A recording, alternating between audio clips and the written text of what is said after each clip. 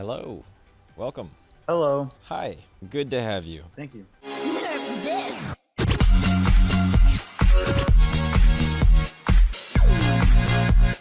So, first off, sorry about Sunday, but glad we can still make this work out here. Yeah, no worries. First, before we get started, I don't know if you've seen my coaching videos in the past.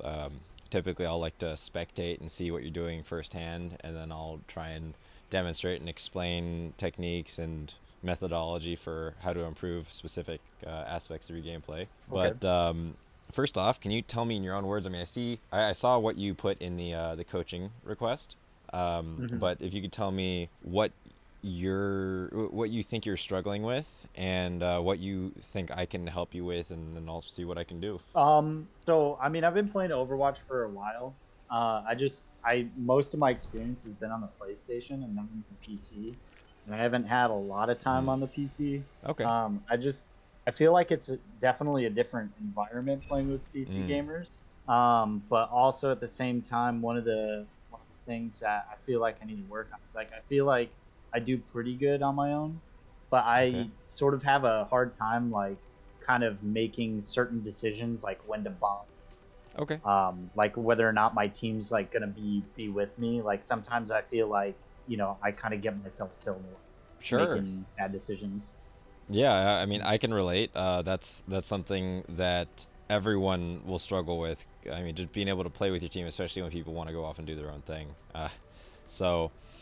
I mean, luckily, this is something I've helped a lot of people with before, so I should have some good, clear, easy ways to improve. In open queue, I was closer to GM, only one tricking D.Va, so it's definitely doable, and hopefully I'll be able to show you how I mean, it's not always possible to carry, but at least how you can increase your win rate and your chances. Okay. And then do you want me to mute on Discord or stay? No. Go ahead and talk. And if you're talking to your team, I'd be happy to hear that. But I don't expect there to be like. I just want to look at how you're reacting to the chaos that will be going on. Gotcha. And we'll work from there. So I'm gonna be quiet now and just play as if I'm not here. Alright, so I'm muted now so I can talk to stream. I'm just going to be paying attention to this guy's positioning, and we'll see his responsiveness. So there, he reacted to his health bar pretty well.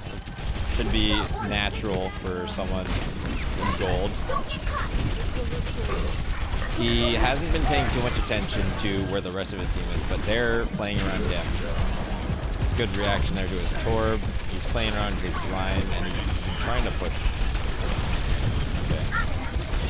Playing safe.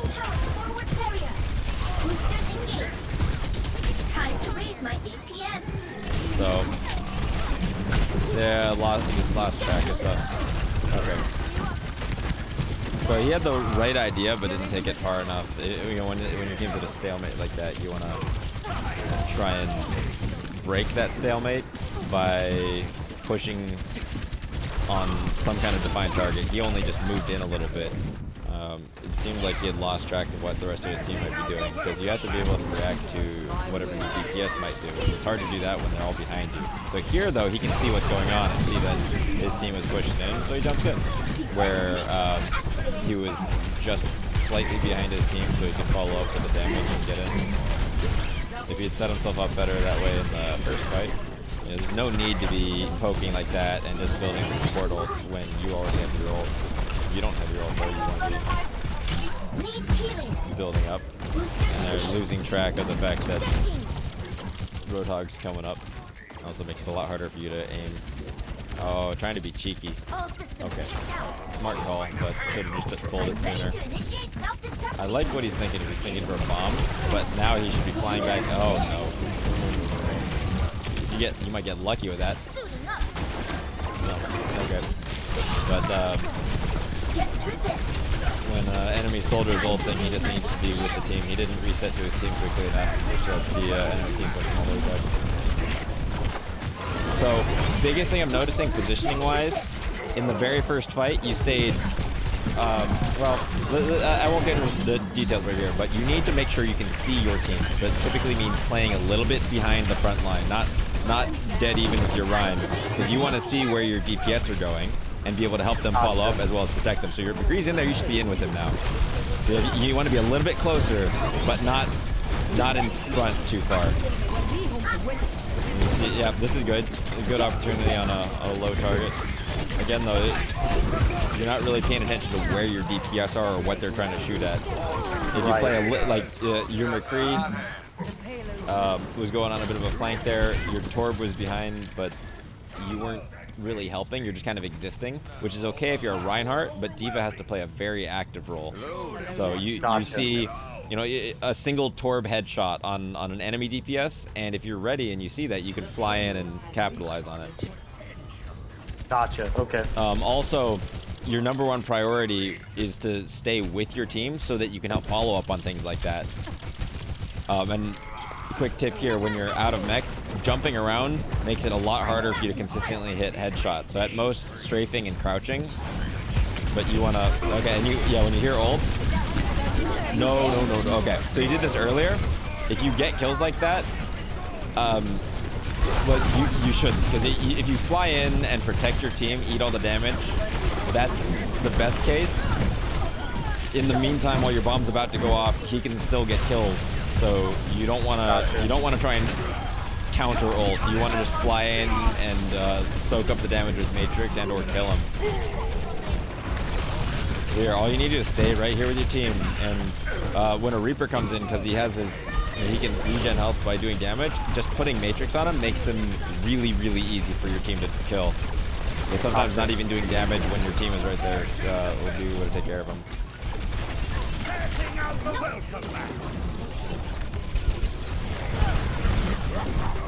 Nice. That's completely fine. And you're with your team, so you're able to help keep that hog at bay. Yep, that's fine. That's perfect, yeah. Because he didn't get any heals off there, easy target for your Brig. Just staying with your team like this.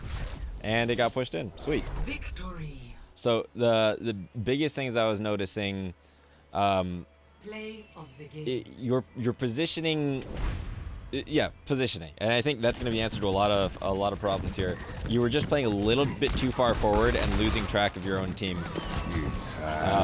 So on the very first point, the first fight, you were right up at the front there with your Ryan, and you were doing little things to try and push the fight forward. You know, going up on the high ground, trying to poke forward. But if you want to be the initiator, I'll show you how to do that. I mean, it's not that you necessarily did. Like, nothing on its own that you did was wrong, but relative to what your team was doing, it wasn't optimal. Okay, so I'm queuing in now, and I'll let you know when I'm in so you can come and spectate. But honestly, mechanics seem fine.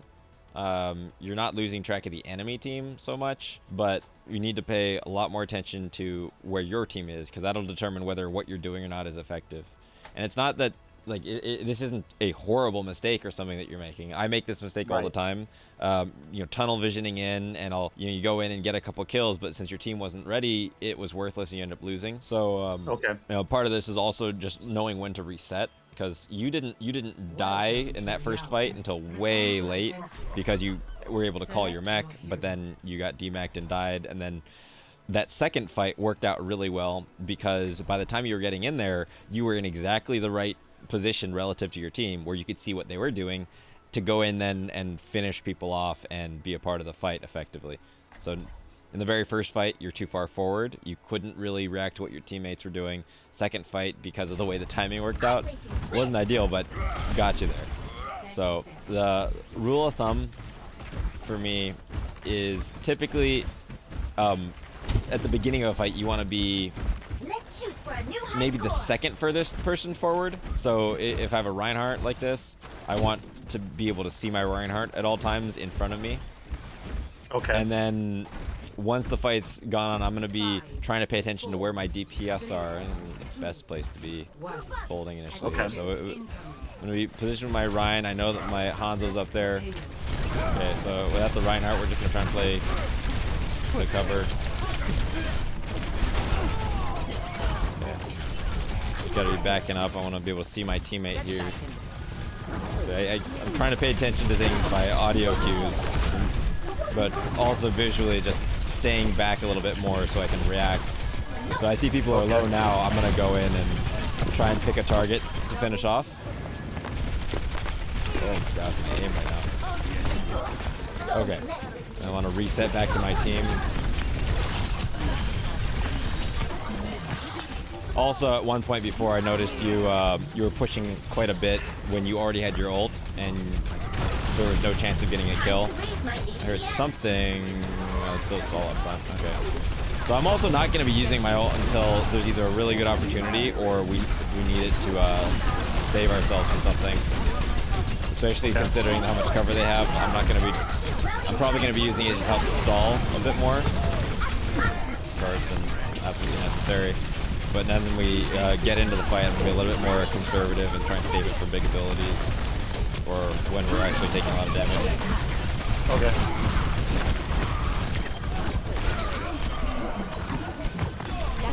Trying to get the drop on us. That's my job as the D.Va to push them out of that area. Now this is a great spot because there's very limited cover, especially if you position it in front of a doorway or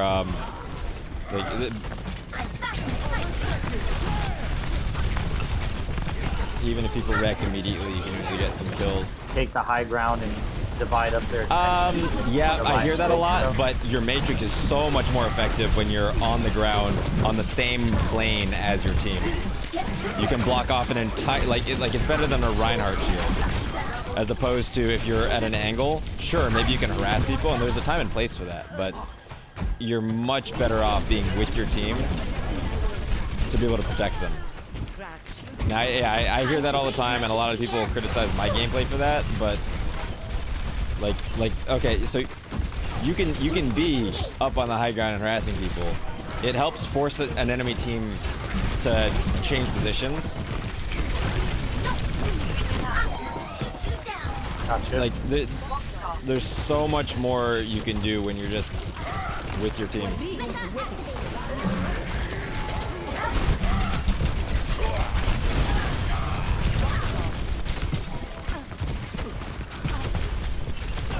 Paying attention to my flanks. He already stunned though, so I can probably push that. Oh, I was playing way too far forward there. D.Va's not meant to be the only one in the front. This is another good time to potentially ult. With the bridge, there's very little cover, and if you land it just right in the air, it can't be avoided. So as long as you time it around abilities, like I knew the Reinhardt couldn't get there. I'd already seen an invincibility field come out. Then I can easily clear that area.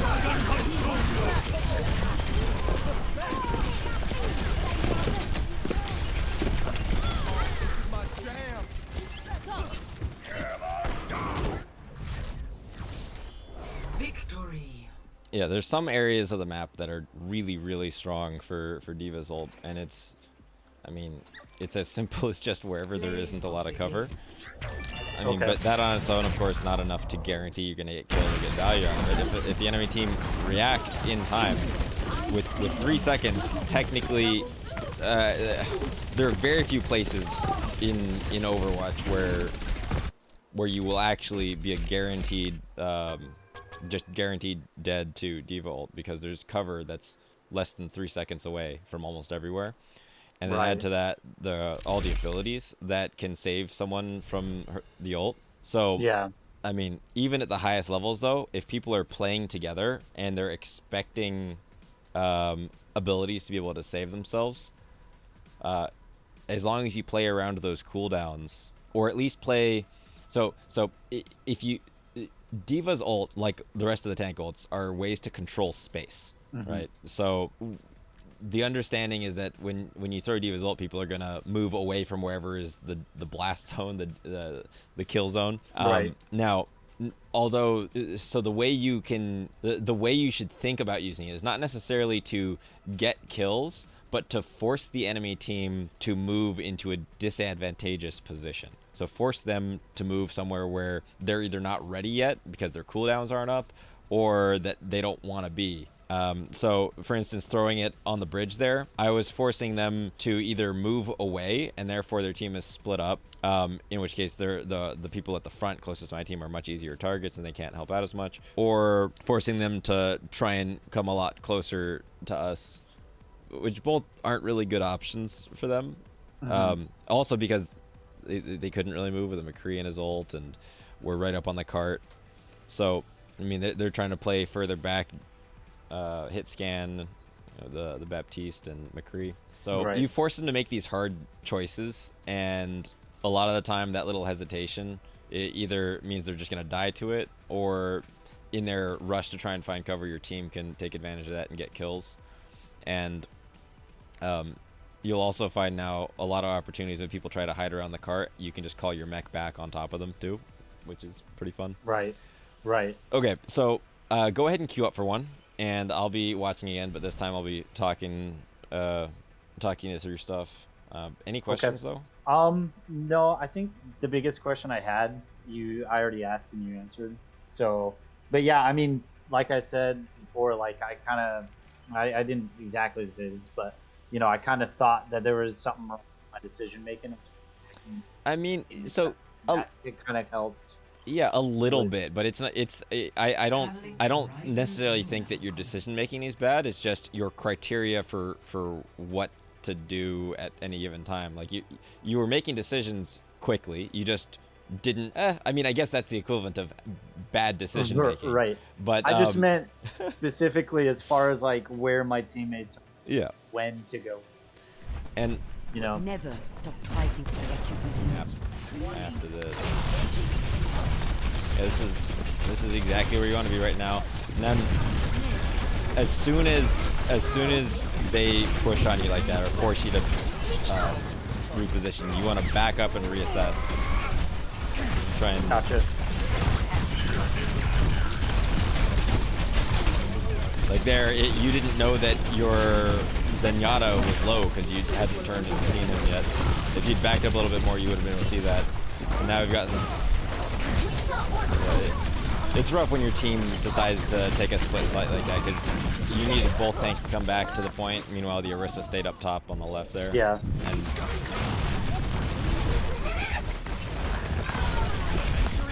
the Orisa is actually just really bad. She just sat there in front of the wall and died. She could have dropped to the low ground.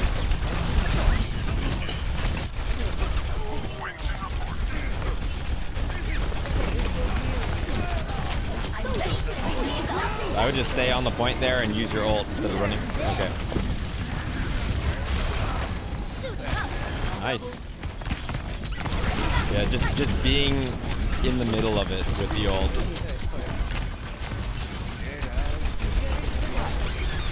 If you're gonna throw it, you want to try and use it when you know you can get value out of it. So when you time it around the enemy team's abilities. Otherwise, you're better off just stalling for as much time as possible, which means staying alive in the mech as long as possible, and then using the mech with the intention of it simply stalling and then getting you another, full heal, so you can stall more.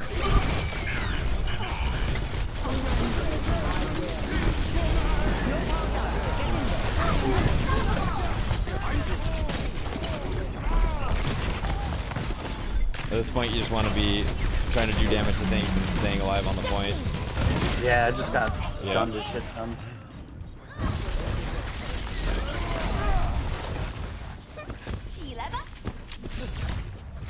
Yep, 2 CP can be very rolly like that. Alright, just go ahead and leave and jump into another. Gotcha. So, this is much harder to demonstrate, but you asked about how you would compensate for a team that's throwing. Like, in that one. So the way that D.Va can carry a game isn't by just like outskilling people individually like you could on a DPS and just going and team wiping consistently just with left clicks. The way you do it as D.Va is by focusing on deleting enemy abilities, removing value from the enemy team. So being able to eliminate their ultimates, cancel key abilities like ananades and sleeps, things that people really play around as part of their game plan, and taking away those tools from the enemy, and then also by being able to get big ultimates. Okay. Like everything in between is expected, you know, being able to just kind of exist, soak little bits of damage and contribute damage, help break shields. That's all, like, that's the bare minimum. And then what will set you apart and help you climb is being able to get the opportunistic, like, big bombs that will just swing a fight. So being able to get even just one kill, like being able to throw it preemptively and catch a support off guard.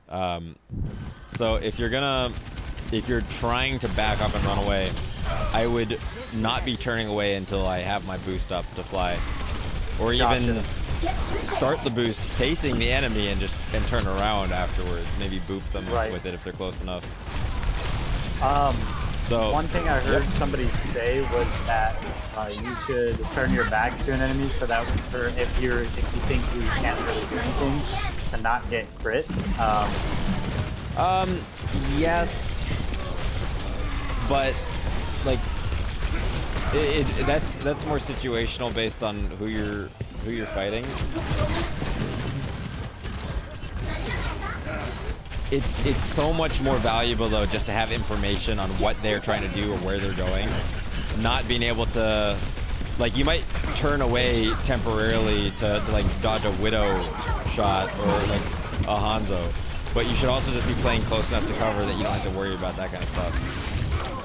Okay, we also need to talk about how you're throwing your ultimate. So, if you want it to have as much impact as possible, you want the enemy to have as little advanced knowledge of it and where it's coming from as possible. So, typically that means you're going to want to throw it from its maximum possible range. That means you're basically pressing two buttons almost at the same time. Your boost and then your Q. Okay. So, when you aren't throwing it as far, that it's just a lot easier for people to figure out. Oh.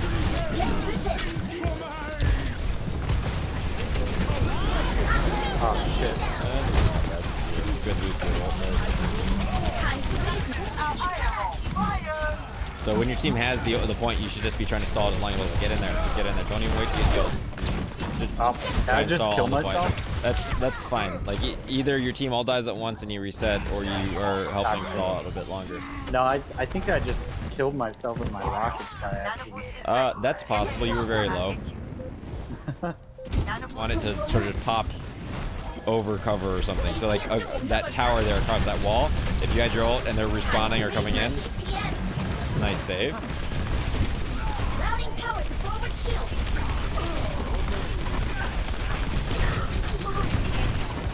I do not like that you did that, because having no boost while next to the well, if the Roadhog or Lucio is there, you're just done. Alright, yeah, good decision. Your team's too split up, nothing's going on right now. Be constantly looking for opportunities, just little bits of poke damage. If you want to carry, you need your ult.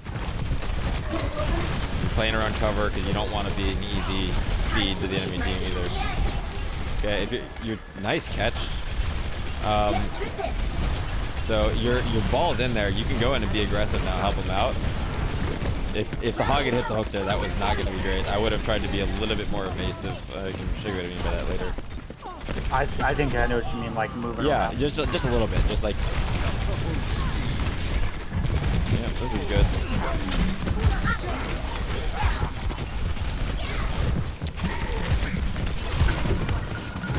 I honestly would have used it there, because now you're going to be starting the next fight with no mech, and it's going to be pretty free for the enemy team. Gotcha. Just keep dumping damage, there. This is fine, just keep shooting, keep shooting.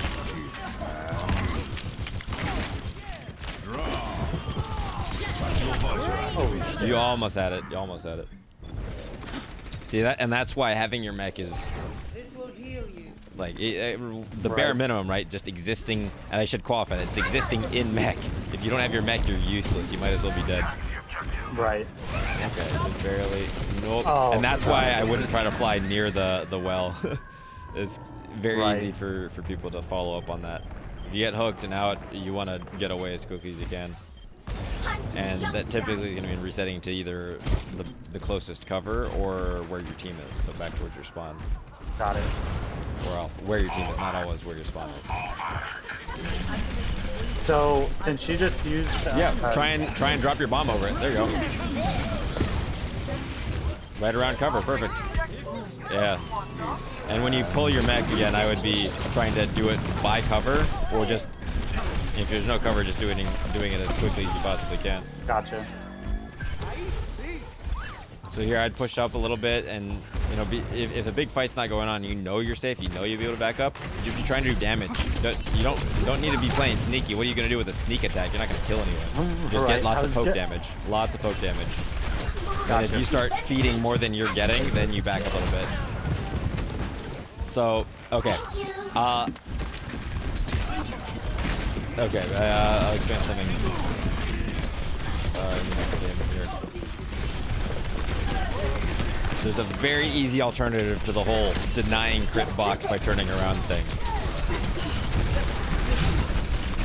Fine, just there you go.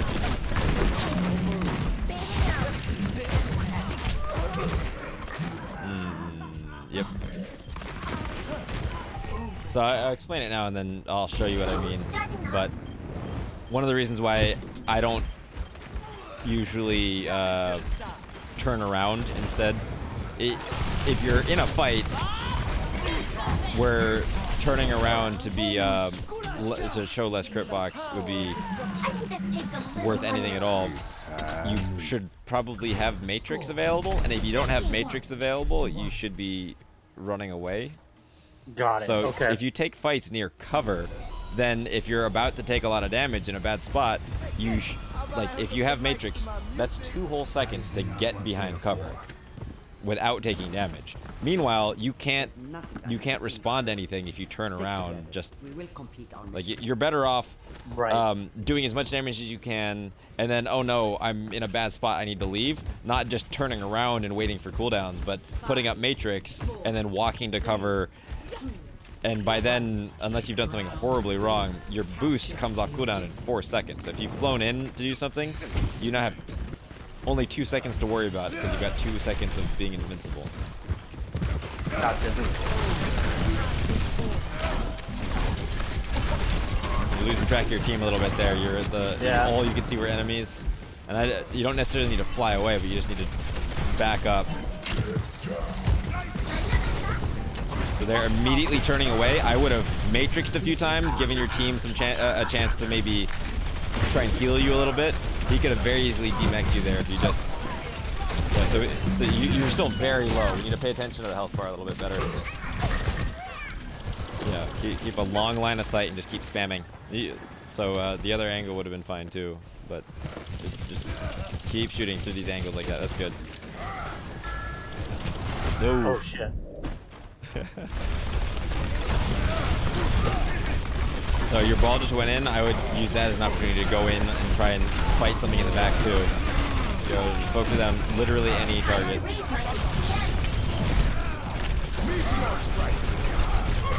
Okay, cool. So you want to try and play where you could always just sidestep into cover rather than out in the middle. Like this. Yeah, that's good. Nice, very good. And if you're playing out in the open, there you go. Ult. I would have used ult there. You're now completely useless. So you've taken cover now, but on the side that the enemy is more comfortable on. Okay, that worked out. You hear ult going off. Immediately just put up Matrix, and if you don't know where the enemy is, put it on your team. Got it. I would just be sitting on the point with your ult ready. You just want to exist in the point. Okay. So luckily the Reaper had it, but if you had lost mech and that was, I mean, the Mei had the ult out, just dropping your ult, then Ryan has to hold shield. You could just whack him with a pistol. I mean, shoot him, but you wouldn't be able to do anything about it. Oh, not paying attention to your health bar there. You should have just waited back a little bit more, gone for a health back. I would have said just wait. Gotcha. Yeah, just keep spamming.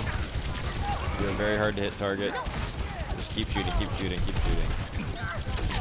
Play very close to cover. There you go. Yep. You can try and pull it on someone. I wouldn't. Yep. Yeah, no, the Roadhog, I just stay on the point at all costs here. Just stay on the point. Nice try, nice try. Just stay in here and protect the team. Protect your. Yeah, okay, cool.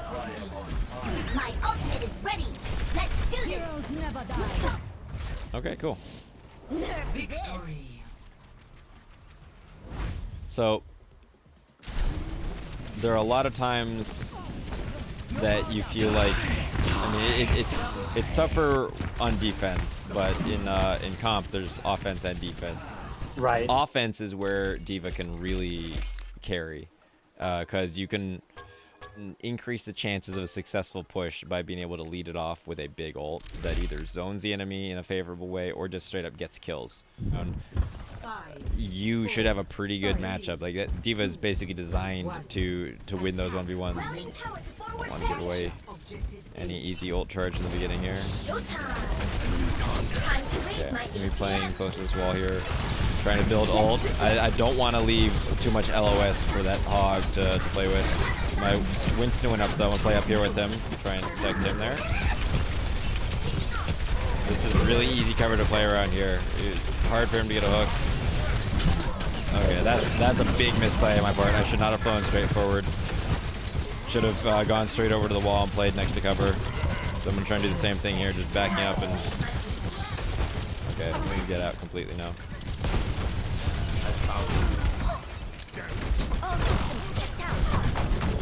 And I shouldn't be fighting anymore now that we're down that much. Okay.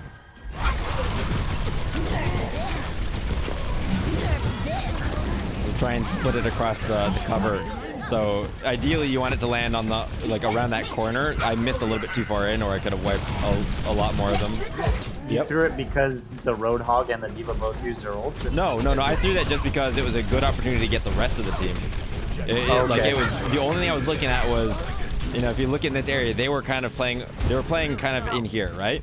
So I threw it. I wanted it to explode in the air right here. That means it would hit everything here and everything here. I threw it too far. It went and blew up like here. So it only killed the people on this side. So, but yeah, the idea was just that, and that's the kind of like carry move that I'm talking about. We won the fight because that happened. Otherwise, they're ulting. They had the huge advantage there. So I want to be looking for opportunities to swing the fight. Okay. By yeah, okay, we're just that's too many ults. We back out. And I'm also constantly looking for ways to build ult charge because I need my ult to be able to make those plays. Okay. We probably don't need to use anything here. Okay, never mind. I screwed that up.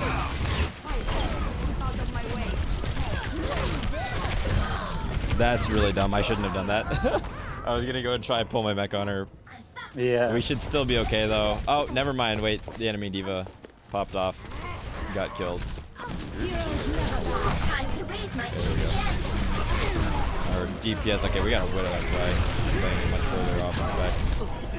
Okay, they're ulting now. We can do damage safely, but I'm not gonna push too hard. Okay, I gotta protect my Rhine though. Just doing damage. As soon as they're out of it, yeah. That's it. Like, I know there are times where I do want to shoot the lamp first, but like, there, being able to aggressively confirm kills. I'm gonna be the one to go and dive on this Torb in a second here.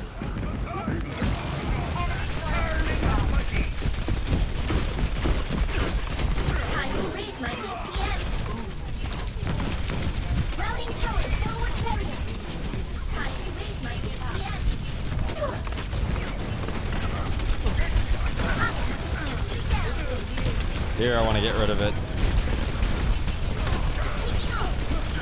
They can otherwise just play around it and get too much free value against my team. So here I'm gonna... Okay, here we go. There we go. Just staying in the fight at the end. Victory. So that was an example of bomb doing bomb things, not getting kills, but zoning them back, forcing them to commit very key abilities, and then knowing that my team had ults, I just kind of had to hope that they would be able to get value themselves. Overwatch isn't, like, especially the tank, you're not supposed to be able to solo carry a game. Right. You're supposed to set your team up. And Right. so there will be games where you do everything right and you'll end up losing, but you give your team a multiplier to their chance of winning by playing better. That's how I think about it. So it's not Okay. like, yeah, there's a certain element of chance, but you increase the chance of winning by doing things right.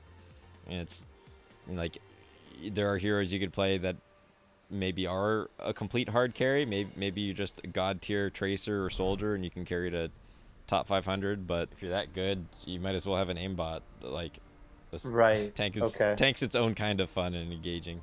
Yeah. I mean, I mostly started playing tank because I'm gonna be honest. I used to be a DPS main, and I just kind of I couldn't rely on tanks a lot, so I just played tanks. Started playing tanks. Yeah. I mean, you can't play DPS effectively if you don't have space to work with. Like, you need to have some sort of mobile safe haven to help you out. You know, somewhere to go back to get healed up, or someone to draw a tank. I mean, you need good tanks. Like, it is.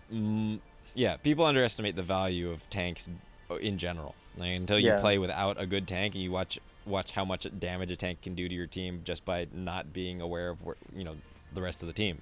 Tank moving in carelessly when the team's not ready, you lose. So yeah, you take like, you can carry a lot more easily with less skill on tank, is what I want to say.